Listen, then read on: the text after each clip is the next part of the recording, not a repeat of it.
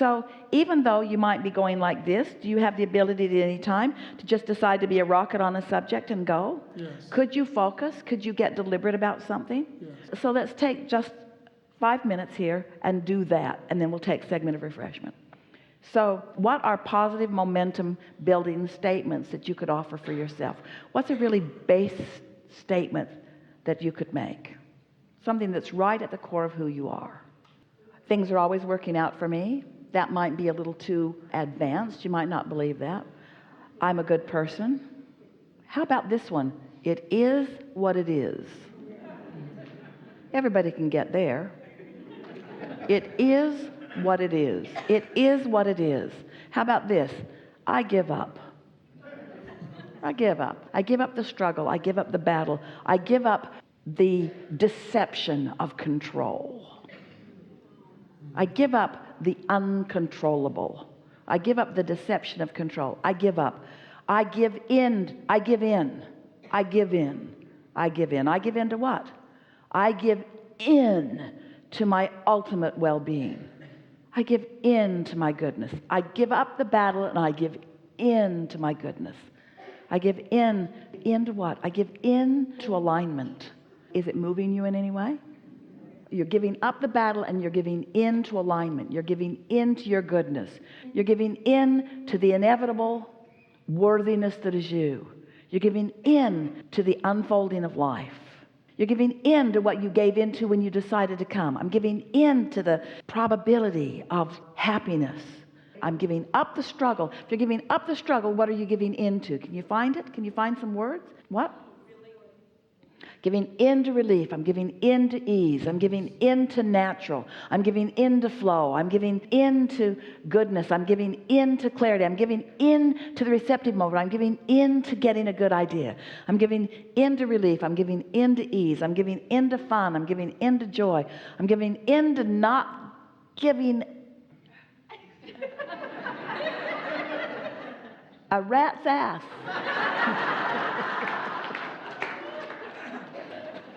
about what anybody else thinks about anything. I'm giving in to my alignment. I'm giving in to my connection. I'm giving up the struggle. I'm giving up the battle. I'm giving into ease. I'm giving into power. I'm giving into clarity. I'm giving into a nap. I'm giving into sleep. I'm giving into rest.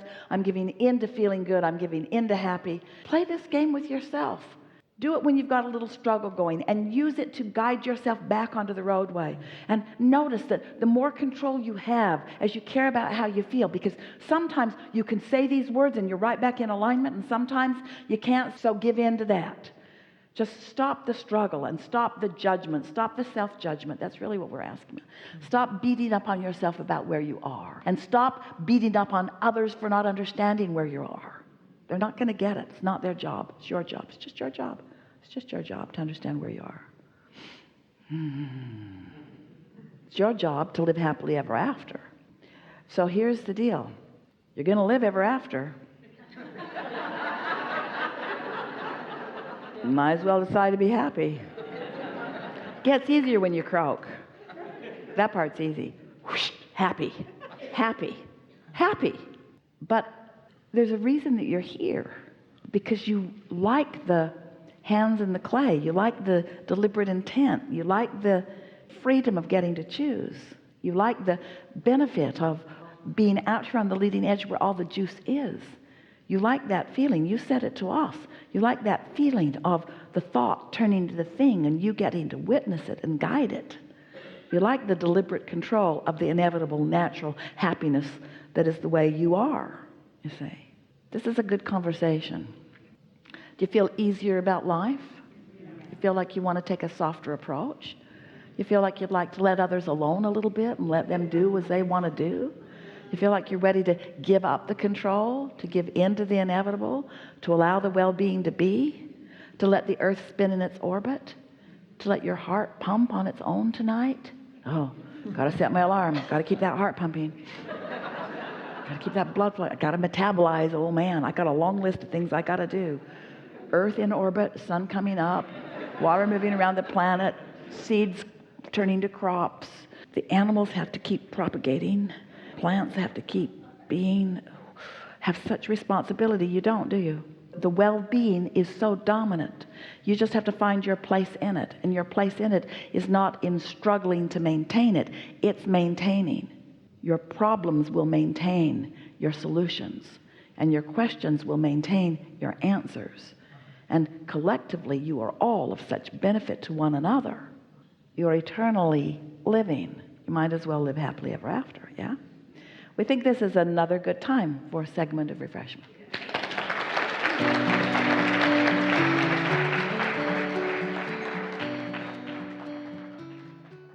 You mentioned music before. I lead ecstatic dances on Sunday mornings, and there are 80-year-olds with 16-year-olds. We'll dance for 4 hours because of the inspiration of the music. Forgetting our aches and pains, it's really, really beautiful. But there's that remembering or the belief that I can only go so far because this always happens. And I'm stretching and feeling, right now I'm feeling the possibility and the probability of extending health without the story. Well, we would like you to consider the ceasing of the dance because of a change of interest, not because you've depleted yourself. Right. Not because you've gone too far. We'd like you to change the subjects because you're called to a new, more interesting subject, not because you don't have the wherewithal to continue along that subject. And that's sort of what you're talking about with the longevity of life. As your interest about what you're about is here, then the resources to support that will always be there. And there will be a time when your interest changes and when you want to come at it from a different perspective. There's this natural cycling of spirit through these physical bodies. In other words, that's all coming. But you don't need to see it as a limitation. You can see it as the advantage of eternalness that is you, rather than a feeling about your own mortality. And that's the advantage of living in the now. It's now, it's now, it's now, it's now, it's now. And never mind how much more now you've got ahead of you in this body. Now, let now be full, not long. Look at it in terms of the fullness that it is offering you in the now, and the deliciousness that you're able to experience in the now, not how long it will be. In sort of the same idea of experiencing the full flavor of something, just enjoying the full flavor of it, not worrying about the fact that your bowl is becoming emptied of it. Just enjoy the fullness of it in the now. You see what we're getting at? Mm-hmm. Yeah. Mm-hmm. All is well with you. We can feel something with you. We feel it with a lot of you, and that is when you have strong energy moving through you, a little bit of focusing opposition causes a bigger rumble strip in your life experience. In our analogy of keeping your car in the lane on the road and being mindful when you start to drift of doing something about it, there are some subjects that are, you might say, riskier to you than others. If you're driving your car along a very high mountain road where there's a big drop-off and no guardrail, you usually are paying attention to where you are on the road more than when you are in a big wide road where it feels like there is less risk. And there are some subjects that are riskier to you than others. Subject of mortality, subjects of physical decline, subjects of diseases, subjects of things going wrong in physical bodies. We're talking specifically to you in this conversation. These are specifically conversations that are riskier, and we use the word risk, we hope in the context of which you are understanding. Those are subjects where you want to be more mindful of where you are going. So you want to be more tuned in, tapped in, turned on. If you are tuned in with your inner being and looking at the subject of one of these diseases, you could be someone who finds the solution for it. That's right. That just, I felt that. It depends on where you are as you look. And if you're not there, then don't look.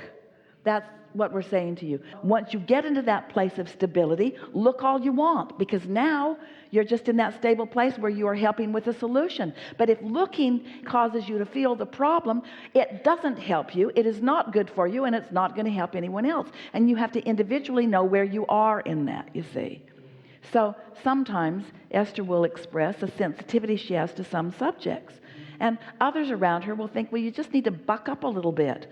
Just buck up a little bit. What's so wrong with that subject? Well, first of all, it doesn't matter what anybody else thinks about anything. It's what your own guidance is telling you. So if you're feeling negative emotion about something, it doesn't mean it's a wrong subject, and it doesn't mean stay off the subject. It means this subject right now, it's a risky subject for you, because you are running the risk of losing your connection, which is the most important thing that you're wanting to tend to all day, every day.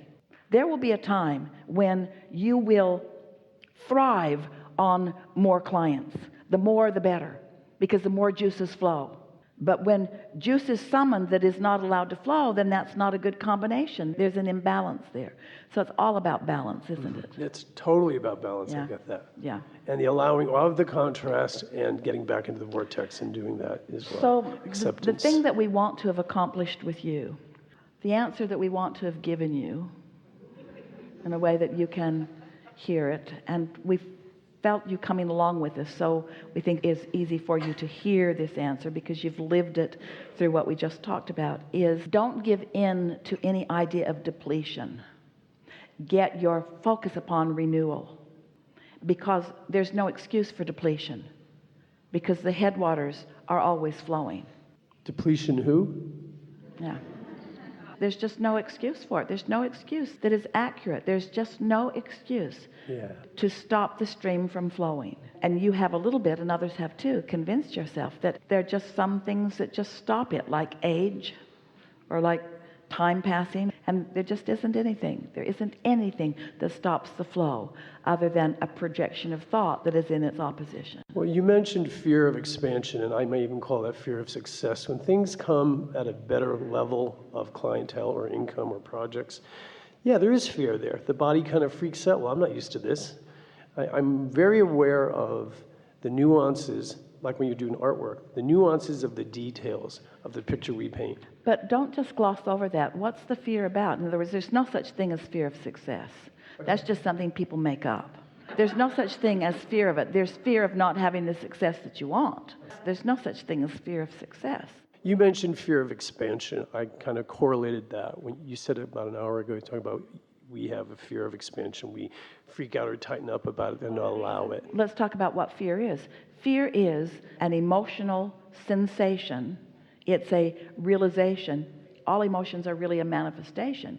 It's a manifestation of split energy about something. It is a manifestation of a disagreement between what your inner being knows about same subject and what you are allowing yourself to know about the same subject. Your inner being knows something that you're not allowing yourself to know about this same subject. Okay.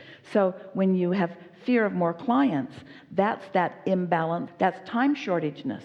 Yeah. That's time shortageness, that's energy shortageness. But can you feel how energy shortageness goes away when you are consistently 3-4, 3-4, 3-4, step 3-4, 3-4 in that replenishing mode? Haven't you shown that to yourself? Haven't you awakened in the morning on your way to rendezvous with someone that you really want to be with, on your way to do something you really want to do, and don't you find yourself with boundless energy?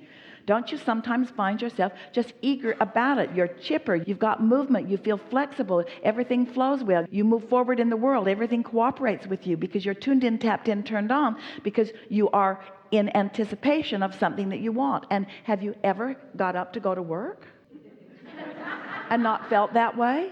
Where you're sort of resistant about going and grumbling about it, and it's like you're just dragging your body through the motions of it, and you get yourself in your vehicle, and thank God your vehicle's got some energy because you don't have any, and you just limply sort of guide yourself to where you need to be and drag yourself through the parking lot, and you say good morning to the people who are there because you're full of resistance. And it doesn't have anything to do with anything except your mindset, you see. You're not allowing yourself to be that cooperative, eager to explore contrast, expansive being that your inner being always bees.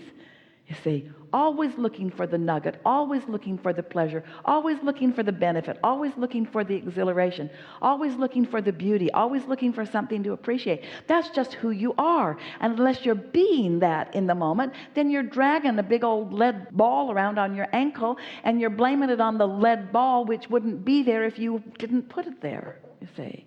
Everything is self-imposed. And this conversation, we're so happy to have had it with such intensity, because you're going to leave here with a handful, about 5 key elements to this living life successfully, and by that we mean joyfully. And this key that we're talking about here is the balance of in and out. It's the concept of shortage consciousness versus the replenishing consciousness. On just about every subject, whether you talk about money or friendships or clarity, there isn't a subject that doesn't fall into this conversation.